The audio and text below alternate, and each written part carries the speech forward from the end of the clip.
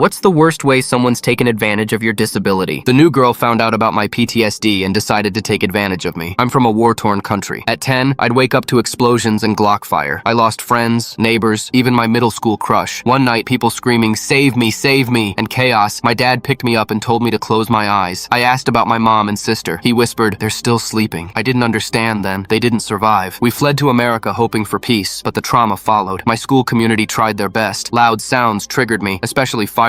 One moment I'd hear a pop, and the next I'd be curled into a ball on the floor. Then Angela transferred in. She decided I was faking it, said I was too young to have PTSD, so she tested me. She'd clap right behind me in the hall. Once I dropped to the floor, trembling, and people laughed. In assemblies, she'd crack her knuckles behind me just to watch me crawl under the bleachers. In chemistry, she'd accidentally drop heavy books next to my desk, leaving my hands too shaky to write. One time, she followed me home. When I was halfway down the street, she screamed, same pitch as the cries from that night. I sprinted home, fumbling with keys, and locked myself in the bathroom, trying to breathe. Her worst trick? An app that played Glock fire. She hid her phone in her backpack and timed the shots to go off when I walked by. I'd hit the floor in terror while she looked concerned like everyone else. I thought it was all behind me after graduation. 4 years passed. I had therapy, better coping skills, fewer flashbacks. Then I saw her at a cafe. She still had that smirk. I greeted her, tried to be polite, ordered a matcha latte. She asked if I wanted anything else but didn't ask my name. That was the first red flag. As I waited, I heard it. Save me! Save me! I have an order for save me! A matcha latte! My vision blurred. Suddenly, I was 10 again, surrounded by smoke and screams. I collapsed right there in the cafe. Someone called 911. Paramedics kept me under observation for 3 hours until my heart rate stabilized. 3 hours of sterile walls and memories I thought I'd buried. But when they let me go, I didn't feel afraid. I felt rage. The next morning, I returned to the cafe. The manager, Patricia, had already pulled up the footage. I'm so sorry, she began, but I cut her off. Just watch. Together, we saw Angela take my order, grin, write something on my cup, and wait until the cafe was full before yelling. We watched my body crumple like paper. She's fired, Patricia said. I want to be there, I replied. She nodded. Angela walked in for her shift like nothing happened. When she saw me in the office with Patricia, her smirk faltered. What's this about? She asked. You're terminated, Patricia said flatly. Yesterday's behavior was targeted harassment. Security will escort you out. Angela tried suing me afterward, said I ruined her career. She hasn't been able to get hired since. Last I heard, she's homeless. She can scream, save me all she wants. I'll watch her sink before I ever help her.